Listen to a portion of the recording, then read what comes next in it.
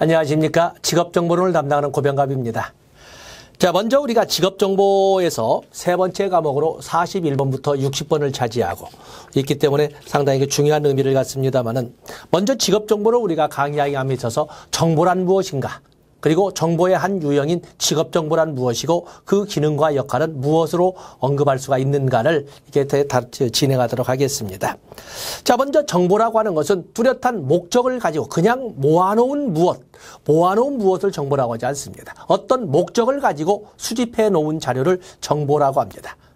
그런데 어떤 목적을 가지고 있다는 것은 쓸 방향이나 쓸 것을 정해놨다고 하기 때문에 유용성을 전제로 하거든요. 그래서 교재를 보시게 되면 정보란 일정한 목적을 가지고 수집해 놓은 자료로서 필요한 사람의 목적에 맞게 적절히 수정되고 가공된 것을 정보라고 설명하고 있는 겁니다. 그렇기 때문에 정보에는 반드시 뚜렷한 의도성이나 목적성이 있어야 되고 필요한 사람에게 필요한 것이 도착할 수 있도록 가공되고 수정되어야 한다는 유용성의 개념을 가지고 언급을 할 수가 있습니다. 두 번째도 보시면 또한 정보에는 어떤 특성을 가지고 있냐면 한시성을 갖습니다. 정보라고 하는 것이 영원 불변한, 더욱이나 여러분 기본적으로 아시는 것처럼 급변하는 환경 속에서 영원 불변이라는 용어가 사실상 사라졌다고는 하지는 못하겠지만은 사라지는 듯한 이런 흐름 속에서 영원성을 우리가 설명할 수가 없습니다. 정보라고 하는 것은 한시성을 갖습니다. 그래서 거기에 보시면 정보는 한시적이며 따라서 각각의 경우에 맞게 적절한 시기에 요구되는 정보가 제공될 때 쓸모가 있다라고 설명하고 있는 겁니다. 그래서 2번에는 1번의 연장선상에서 한시성을 포함시키면서 거기 각각의 경우에 맞게 적절한 시기에 그들의 요구에 맞게 제공되어야 한다는 유용성을 풀어서 설명해 놓은 것입니다. 그러면 1번과 2번을 가지고 설명해 보면 목적성, 그리고 유용성, 그리고 한시성의 특성을 이렇게 문장으로 풀어놨다 해서 여러분들은 거기다가 학습하기 좋게 거기다가 목적성, 유용성, 한시성을 적어 놓으시면 되겠습니다. 그다음에 3번은 시대의 흐름을 설명해 주는 것이고 4번을 보시게 되면 정보는 의사를 결정하는 과정에서 결과에 대한 기대치를 변화시키고 성공 확률을 높인다. 즉 불확실성을 감소시킨다. 그래서 정보의 존재의 가치는 또 어디에서 있냐면 불확실성을 감소시키는, 오늘날처럼 급변하는 환경 속에서 확실성이라고 하는 것의 범위, 시간 범위가 아주 좁을 때에 이 불확실성을 줄여주는데 아주 기대한 공헌을 하는 것은 정보라고 할 수가 있습니다. 바로 그런 정보의 한 유형의 직업정보가 있거든요. 그런데 당연히 직업정보도 정보의 보편적인 성격인 목적성, 유용성, 한시성, 그리고 불확실성의 감소라고는 기여, 바로 이런 내용을 똑같이 담고 있는데, 그러면 직업정보를 우리는 뭐라고 정의할 수 있겠는가? 직업에 관련된 뚜렷한 목적을 가지고 그를 필요로 하는 사람에게 유용하게 수정되고 가공된 것을 우리가 직업정보라고 할 수가 있는 것입니다. 그래서 여러분들 거기 보시면 직업정보 두 번째 복차 잡아놨지요.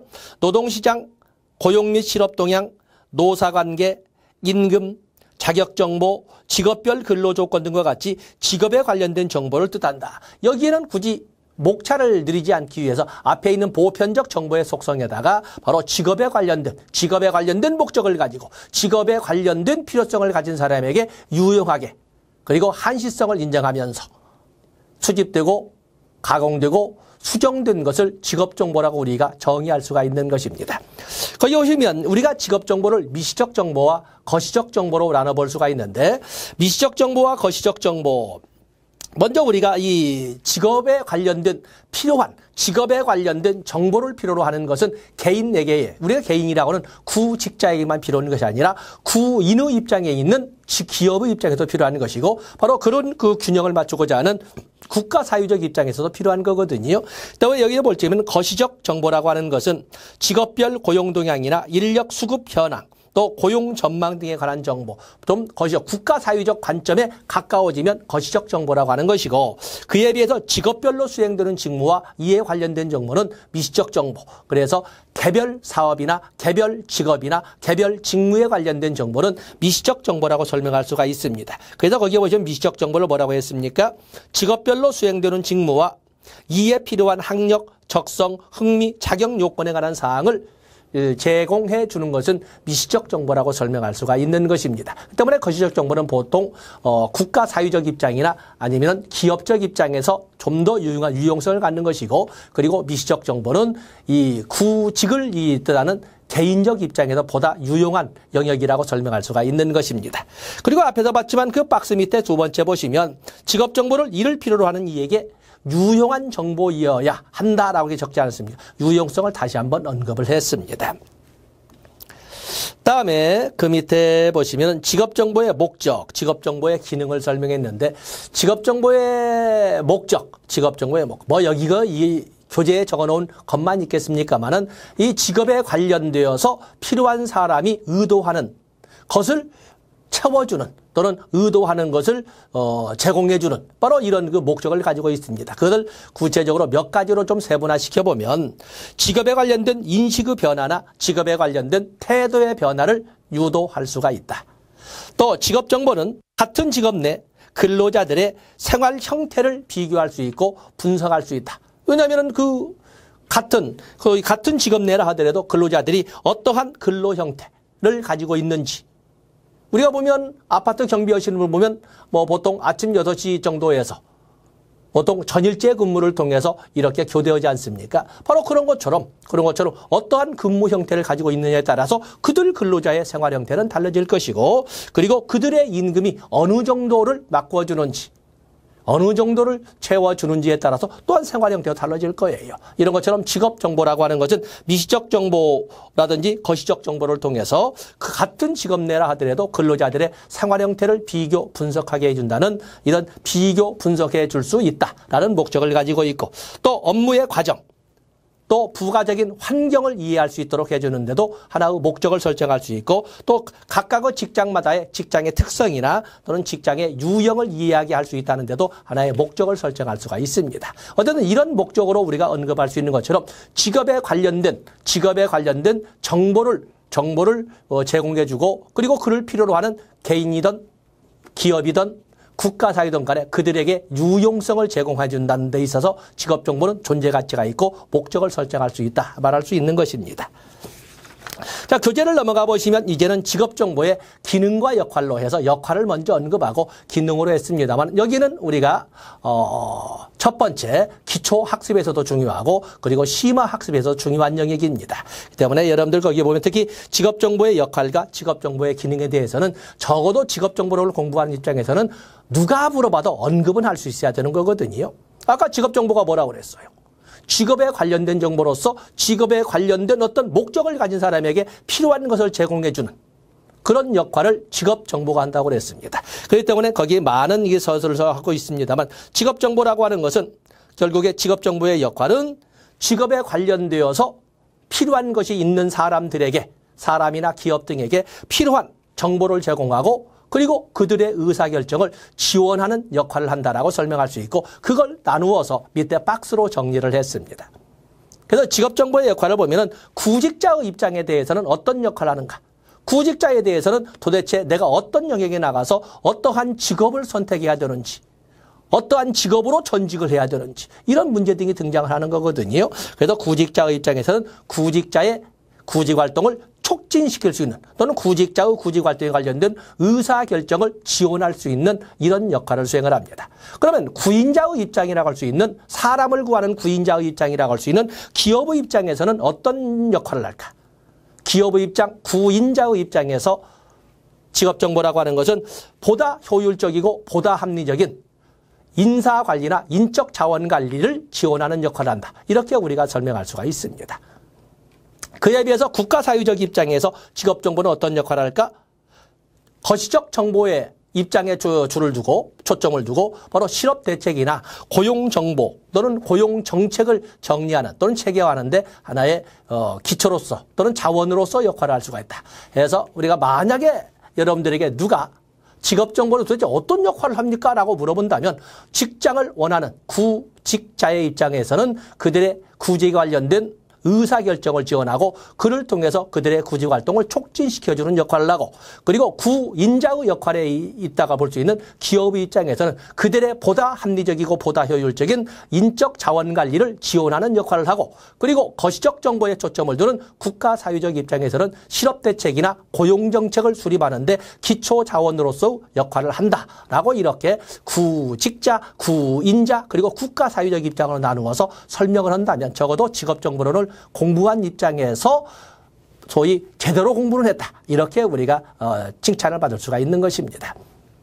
다음에 직업정보의 기능을 목차로 설정을 했습니다. 직업정보의 기능을 이렇게 보시면 보통 브레이필드 것을 가지고 일반화해서 사용을 합니다. 많은 학자들이 직업정보의 기능을 설명하지요. 그러나 우리가 일반적으로 통솔화된 것은 이 직업정보의 기능에 대한 브레이필드 걸로서 정보적 기능, 그리고 동기화 기능, 그리고 재조정 기능을 이렇게 보통 언급을 하고 있습니다. 보통 이 직업정보의 기능에서 첫 번째 정보적 기능이라는 것은 내담자, 그 내담자가 구직자든 구인자든 아니면 거시적 입장에서 국가사회적 입장이든 간에 그들의 의사결정을 지원하는 이런 기능. 아까 역할에서 썼던 것을 그대로 쓸 수가 있습니다. 지원하는 기능을 한다. 또 그런가 하면은 또 이 내담자, 그게 구인자든 구직자인 개인의 입장, 실업자나 전직자와 같은 그런 구직자의 입장이든 구인자의 입장이든 간에 그들의 의사결정 과정에 참여를 유도할 수 있는 동기라고 하는 것은 어떤 일을 하고 싶어하는 내적 충동 상태를 말하지 않습니까? 그렇기 때문에 그들로 하여금 의사결정 과정에 또는 정책 결정 과정에 참여하도록 유도하는 이런 기능을 한다 해서 동기화 기능을 세 번째 적었습니다. 그래서 재조정 기능이라고 하는 것은 급변하는 환경 속에서 한 의사결정의 내용이 영원 불변할 수 없다면 끊임없이 환경 변화에 따라서 의사결정 내용을 조정해 가야 되는데 바로 이런 직업정보라고 하는 것은 의사결정이 시기적, 시대적 적합성을 가지고 있는지를 확인해 봄으로써 거기 적어놓은 것처럼 의사결정의 적합성을 재조명해 주는 기능을 한다라고 설명할 수가 있는 것입니다. 그래서 적어도 여러분들은 직업정보의 역할, 직업정보의 기능에 대한 의사결정의 말을 자꾸 하고 있습니다만은 의사결정을 한다는 것이 우리가 말하는 것이 좀 쉬운 것이 아닙니다. 그래서 구직자의 입장, 구인자의 입장, 국가사회적 입장에서 역할로 정리를 하시고 직업정보의 기능의 입장에 있어서는 바로 직업정보의 기능에는 세 가지로 기능을 설정을 해서 첫 번째 적은 것처럼 정보적 기능 또는 정보화 기능, 동기화 기능, 그리고 가운데 있는 재조정 기능 이 세 가지 기능을 가지고 여러분들이 언급을 해 주어야 상대방을 납득시킬 수 있다고 할 수가 있겠습니다. 자, 이제는 우리가 꼭 직업정보론에서 다루는 것은 아닙니다만은 바로 여기 직업선택의 결정 모형을 볼 수가 있습니다. 그래서 직업선택의 결정 모형을 이제 정리를 해보시면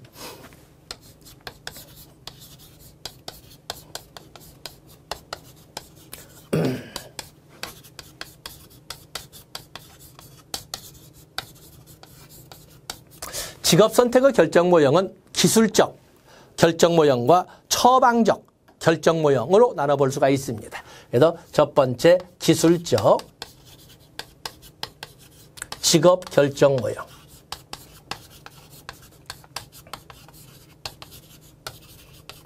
그리고 또 하나는 처방적. 보통 이 처방이라고 하는 건 처방, 처치, 조작, 치료, 진단 이런 용어라고 하는 것은 그거는 그야말로 의사결정자 일방주도적인 표현을 할 때 처방처치란 말을 씁니다. 그렇기 때문에 내담자라든지 또는 클라이언트라든지 환자라든지 학습자의 참여를 사실은 배제하는 입장이나 다름없습니다. 일방적으로 가르쳐주는 입장이라고 보시면 됩니다. 자, 여기 기술적 직업결정 모형, 기술적 직업결정 모형은 보통 우리가 네 가지로 설명을 하는데 거기 타이드만과 오하라의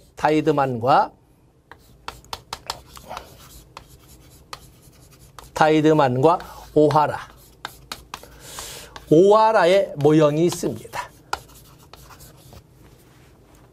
그래서 타이드만과 오하라의 모형은 오히려 직업 상담론이나 직업 심리학 쪽에서 더 많이 유용성 있게 다뤄지고 있습니다만 우리도 단어는 이미 여러분들이 알고 있으니까 다루기가 좀 더 편합니다.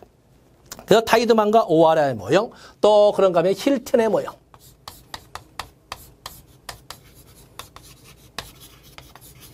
또 그런가 하면은 기대 모형을 이끌었던 브룸의 모형,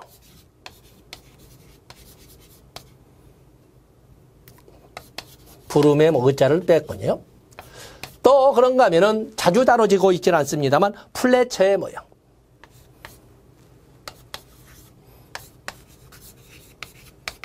자, 이런 모형들은 보통 우리가 기술적 직업 결정 모형이라고 합니다.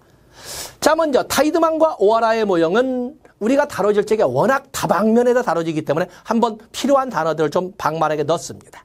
거기 보시면 타이드만과 오하라와 했던 진로 발달을 뭐라고 설명하냐면 자아에 관련된 위기의 극복 과정을 진로 발달이라고 했습니다. 그래서 위기의 그 인지 발달 과정 속에서 자아에 관련된 위기의 극복 과정을 통해서 진로 발달은 이루어진다. 그래서 이 오하라의 모형에서는 위기의 극복 과정을 진로 발달이라고 이렇게 언급을 했다는 특징을 가지고 있습니다. 또 그런가 하면 이 타이드만과 오하라와 같은 경우에는 에릭슨의 이론, 에릭슨에서 심리 사회 이론을 주장한 에릭슨의 이론에 기초를 두고 있는데 에릭슨 이론의 기초가 바로 두 번째 제가 언급하고 있는 자아 정체감이었습니다. 에릭슨은 인간의 성장 발달 과정을 8개의 단계, 일생에 걸친 8개의 단계로 언급을 하고 있는데 그중에 특히 청소년기를 유별나게 강조를 하되 청소년기의 발달 과업을 자아 정체감 대 역할혼미로 설명을 했던 거였어요. 그래서 긍정적 적어도 청소년기에는 자아 정체감을 형성할 수는 있어야 되지만 청소년기에 자아 정체감을 형성하지 못한다면 자아 정체감의 혼란 상태, 즉 역할혼미의 상태에서 방향 설정인데 많은 고통을 느끼게 된다라고 설명한 사람이 에릭슨이거든요. 그래서 거기 디귿번과 니은번을 합쳐서 에릭슨의 이론에 기초를 두되 특히 자아 정체감을 진로 발달 과정의 핵심적 요소로 언급을 했다라고 하는 것이 바로 에릭슨의 이론인데 바로 그 에릭슨의 이론에 기초를 뒀다라는 것을 같이 정리를 했습니다. 또 그런가 하면은 이 타이드만과 오하라와 같은 경우에는 타이드만과 오하라는 진로 발달 과정을 이렇게 위기의 극복 과정으로 그리고 자아 정체감을 핵심 요소로 하는 분화와 통합의 과정으로 언급을 하되 그 시기를 기간에 대한 연구, 기간을 강조하는 것입니다. 기간 연구를 통해서 그럼 예상기와 실행기로 언급을 함으로써 7개의 단계로 나눴습니다. 자, 교재를 보시면 판선하지 않겠습니다만은 그렇게 해서 이 에릭슨은 진로 발달을 또는 자아 정체감의 발달 과정을 분화와 통합이란 용어로 언급을 하되 그 단계를 크게 2개의 기간으로 예상기와 실행기로 나누어도 예상기는 세부적으로 4단계 그리고 실행기는 세부적으로 3단계로 나누어서 7개의 단계로 나눴던 것입니다.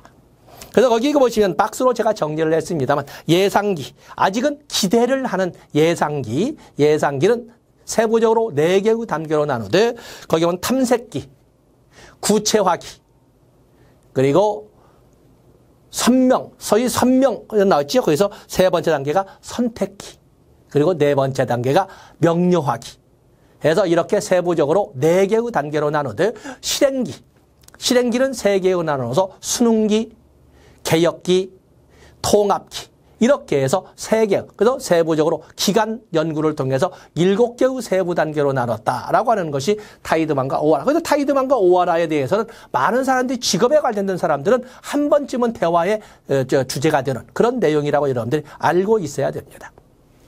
그래서 이 타이드만과 오하라 위기의 극복 과정으로 진로 발달을 언급했다. 이 에릭슨의 이론에 기초를 하되 자아 정체감을 진로 발달에 초점으로 봤다. 그리고 진로 발달을 자아 정체감의 분화와 통합의 과정으로 설명을 했다. 그리고 기간 연구를 통해서 기간을 크게 예상기와 실행기로 나누되 예상기를 세부적으로 4단계 그리고 실행기를 세부적으로 3단계로 나눴다라는 것을 여러분들이 꼭 가지고 가셔야 됩니다. 그 내용을 설명을 했지요. 보통 우리가 학습할 적에는 그냥 재미있게 하기 위해서 보통 예상기, 기대에 초점을 두는 예상기는 세부적으로 탐색기, 구체화기 그리고 이 세 번째 선택기 그리고 명료하기로 나누기 때문에 앞자리를 가지고 무의미철자로 탐구와세 선명하게 이렇게 우리가 보통 암기를 함으로써 대화를 할 때 이 대화의 주도권을 이끌어갈 수가 있다고 볼 수가 있습니다. 그에 비해서 순웅기, 개역기, 통합기를 합쳐서 순개똥이네. 표현이 그렇습니다만은 이렇게 해서 여러분들이 대화의 주도성을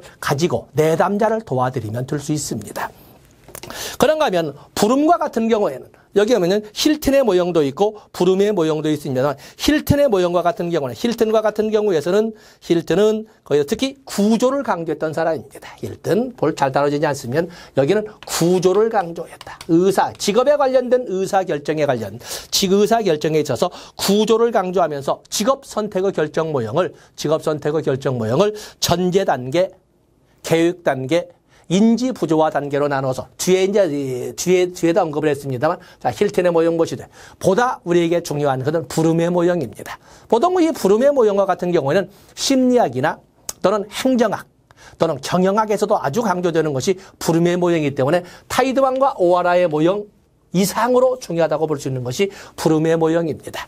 부름의 모형과 같은 경우는 이 보통 의사결정, 직업에 관련된 의사결정의 3요소로 3요소로 균형, 기대, 힘 이렇게 3가지를 들었다는 것을 해서 직업 의사결정, 직업결정의 3요소로 3가지 꼭 여러분들이 그 박스에 해놨죠. 균형이라고 하는 것은 기대하는 만족도, 또 기대라고 하는 것은 실현 가능성, 또 힘이라고 하는 것은 아는 그 직업에 대해서 얼만큼 알고 있느냐라고 하는 아는 정도. 해서 인간의 행위를 통제하는 가설적 인지요인이라고 좀 현학적으로 적었습니다만 결국에 그 직업이나 직무에 대해서 얼만큼 알고 있는지를 언급하고 있는 아는 정도.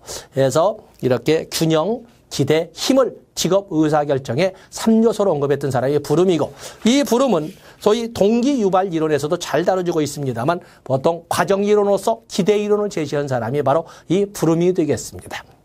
많은 사람들은 어떤 목표를 설정하면 목표를 설정하면 그 목표를 달성하며 이럴 때 그 목표를 뭘로 할 것이냐 라고 할 적에 사람들은 열심히 노력하세요. 그러면 그 목표가 달성될 거예요 라고 하는 소위 성과 기대만 불러일으키면 가슴이 뛰고 동기가 유발될 것이라고 사람들이 하는데 그걸 부정했던 사람이 부름이 되겠어요.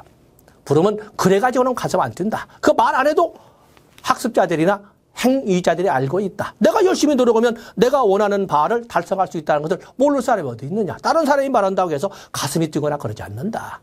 실질적으로 행위자의 가슴을 뛰게 하는, 내담자의 가슴을 뛰게 하는 것은 그 성과가 달성할 수 있다는 그 성과가 미래의 나에게 어떤 보상을 가져다 줄 것이냐라고 하는 보상 기대까지도 불러일으켜줘야 가슴이 뛴다. 라고 해서 실질적으로 행위자나 내담자의 가슴을 뛰게 하는 것은 바로 보상이라고 하는 유인가에서 나오는 것이지, 성과라고 하는, 흔히 말하는 목표라고 하는 성과를 달성할 때는 성과 기대에도 가슴이 뛰는 것이 아니다 라고 해서 밸런스와 또 임플리먼털리티 또 익스펙턴시에서 이렇게 VI 밸런스와 최종 목적으로서 해서 거기 나오는 VI 이 이론을 제시한 사람이 부름입니다. 그래서 이 부름의 모형에 중요 표시를 했습니다. 그런가 하면 플래처의 모형은 보통 개념학습으로 개념 정리를 통해서 직업적 의사결정을 돕는다라고 하는 언급을 하는데, 개념학습이란 단어에다만 줄을 쳐놓으시면 되겠습니다. 자, 이번에는 처방적, 기술적 직업결정 모형 못지않게 또한 처방적 직업결정 모형이 있습니다.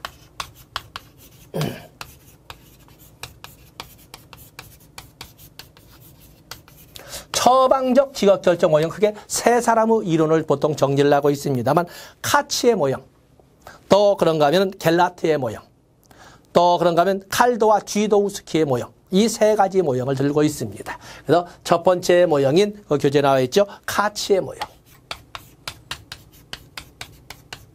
그냥 적겠습니다. 그 다음에 겔라트의 모형.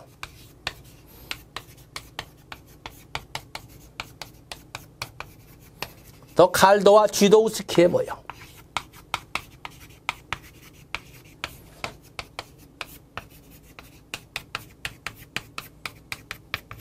자, 이렇게 세 사람의 모형은 그야말로 전문가가 일방적으로 제시함으로써 의사결정이 이루어진다라고 봐야, 의사결정을 전문가의 지시대로 의사결정해야 된다, 이런 관점이 드는 것처럼, 그래서 처방이란 말을 쓰고 있는 것입니다. 처방. 그래서 카치의 모형, 겔라트의 모형, 칼도와 쥐도우스키 모형.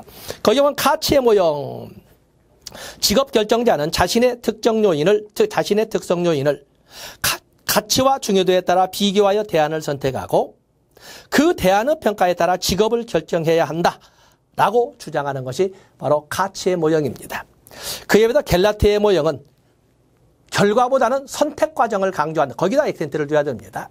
그래서 과정이 중요하다, 과정이 중요하다 하는 이런 직업 의사결정 모형의 핵심은 바로 갤라티의 모형입니다. 그러면서 갤라티의 모형은 직업 정보를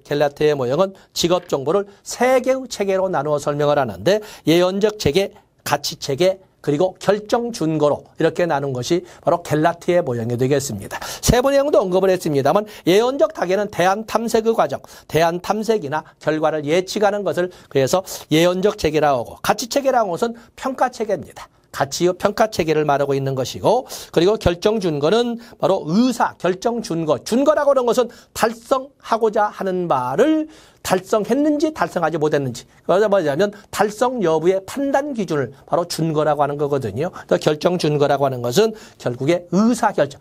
결정했다 아니면 거부했다 이게 나오는 것이 바로 결정 준거가 되겠습니다. 그래서 예언적 체계, 가치 체계, 결정 준거로 의사 결정 과정을 설명했던 사람은 갤라티의 모형이라고 이렇게 봐주시면 되겠습니다.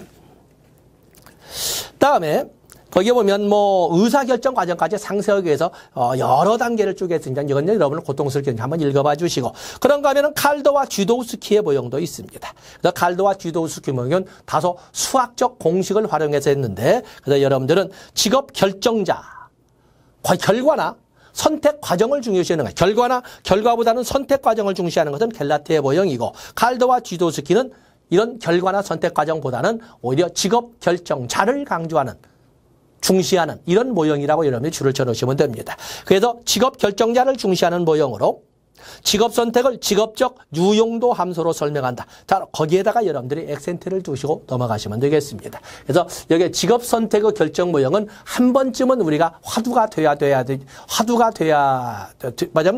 되지 않느냐 이렇게 보고 있어서 판서까지 해봤습니다. 어찌 보면은 우리가 주로 대화로 나눌 적에는 직업 결정의 기능, 직업 결정의 역할에 더 보다 큰 비중을 두고 자로 다루고 있습니다만 이것도 이제는 우리가 한 번쯤 화두로 다뤄야 할 영역이어서 판서를 해본 것입니다. 자, 이제는 우리가 더나 중요한 것이 직업 정보의 종류입니다. 직업 정보의 종류를 여러 가지 기준에 의해서 직업 정보를 나눠볼 수가 있죠. 직업별로 나눠볼 수가 있고 아주 미시적 정보라고 하는 것은 또 그런가 하면 구인자의 기업별 구인자의 입장별로 나눠볼 수 있고 구직자인 개인별로 나눠볼 수도 있겠지만은 또 이 직업 정보를 만들어내는 주체가 누구냐를 가지고 만들어 볼 수 있는 지금 저 교재에서는 주체를 대상으로 해서 직업 정보를 나눠봤습니다. 그렇기 때문에 직업 정보를 누가 만드느냐에 따라서 공공 직업 정보와 민간 직업 정보로 이렇게 나눠볼 수가 있는 거죠. 그래서 거기 민간 직업 정보와 공공 직업 정보 보면은 요즘에 보면은 거의 이 정보화 시대에 있어서 민간 직업 정보의 비중이 높아졌다고 해도 여전히 직업 세계라는 것은 너무 방만하고 더욱이나 현재 우리나라에 존재하는 직업의 종만 해도 16,000종이 넘지 않습니까? 16,000이라고 하는 것은 여러분이 알고 있는 한번 생각해 보죠. 여러분은 몇 개의 직업을 알고 계십니까? 그 알고 있는 직업도 각각으로 본다면 미시적 정보는 어느 정도, 거시적 정보는 어느 정도를 알고 계십니까? 라고 할 적에 할 말이 없습니다. 하물며 이렇게 이야기는 저도 또 듣고 계시는 여러분들도 나에 대한 정보를 내가 몇 가지 알고 있지? 이름, 아버지, 어머니, 출생지역, 출신학교, 혈액형. 혈액형도 여러분의 혈액형 알고 계십니까? 알고 계시는 혈액형이 맞다고 믿고 계시는지. 또 IQ 누구나 알고 가는 거 아니지요. 그런 것처럼 직업에 대한 세계는 그걸 더 넘어서 있는 거거든요. 그래서 오늘날 민간 직업 정보의 유용성이나 비중이 넓어지고 있다 해도 공공 직업 정보를 넘어설 수는 없습니다. 그래서 여러분들은 적어도 어떤 경우에는 민간 직업 정보를, 어떤 경우에는 공공 직업 정보를, 그리고 민간 직업 정보는 어떤 특징을 가지고 있고 공공 직업 정보는 어떠한 특징을 가지고 있는지에 대해서 적어도 언급은 할 수가 있고 비교 분석할 수 있어야 됩니다. 그래서 교재에다 그걸 정리해 놓고 있는 것입니다. 자, 먼저 민간 직업 정보는 민간 직업 정보. 자, 그냥 교재를 보겠습니다. 민간 직업 정보라고 할 때 여러분이 줄쳐놓을 것은 첫 번째, 민간 정보는 필요할 때 쓸 수 있도록 한시적으로 생산되고 운영됩니다. 한시적. 그에 비해서 공공직업 정보는 같이 내려가겠습니다. 공공직업은 한시적으로 쓰는 것이 아니라 장기적 활용을 위해서, 장기적 활용을 위해서 연속적으로, 한시적으로, 그때그때 만들어지는 것이 아니라 연속적으로 생산합니다. 그래서 한시적이냐, 연속적이냐, 단기적 목적이냐, 장기적 목적이냐를 가지고 비교를 해 주셔야 됩니다.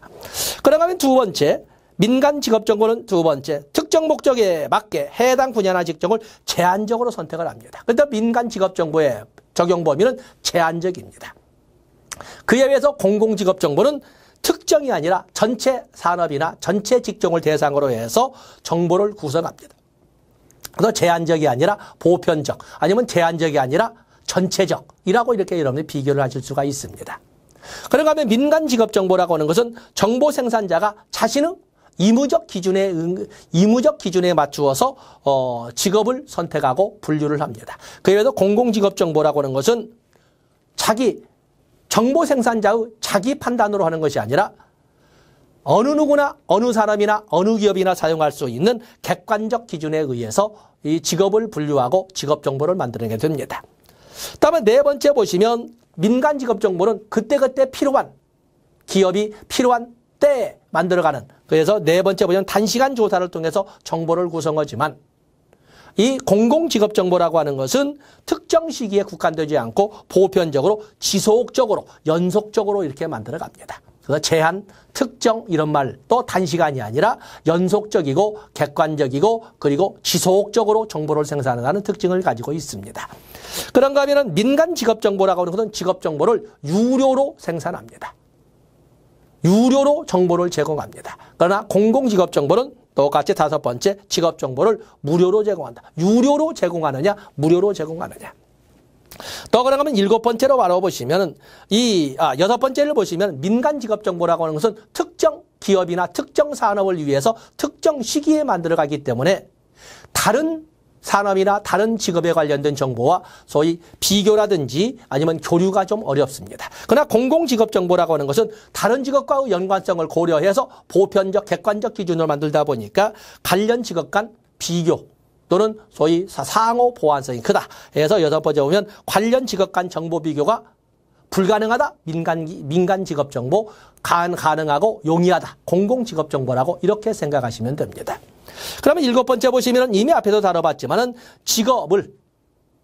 직업정보를 생산하기 위한 직업의 범위를 이무적 기준이나 자의적 기준으로 만드는 것은 민간 직업정보인 것이고 그에 비해서 보편적이고 객관적 기준에 의해서 전체 사람이나 전체 직종을 대상으로 직업을 선택하고 분류하는 것은 공공직업정보가 되겠습니다. 바로 이런 내용들을 쭉 해서 양자를 우아래로 번호를 맞춰가면서 정리를 했고 밑에 그것을 박스로 도표화해 놓은 것입니다. 그래서 적어도 우리가 다뤄야 될 많은 영역, 직업정보의 역할, 직업정보의 기능, 그리고 이런 민간 직업정보와 공공직업정보의 특징, 이런 것은 적어도 직업정보를 공부했다면 꼭 여러분들이 숙지하고 있어야 할 영역이라고 볼 수가 있습니다. 그리고 거기에다가 여기까지 안다면 상당히 고급스러운 학습이 되었다. 이렇게 설명할 수가 있습니다. 자, 이 시간은 여기까지 하고 다음 시간에 직업정보의 제공 자료로서 한국 직업사전에 대해서 언급하도록 하겠습니다. 고맙습니다.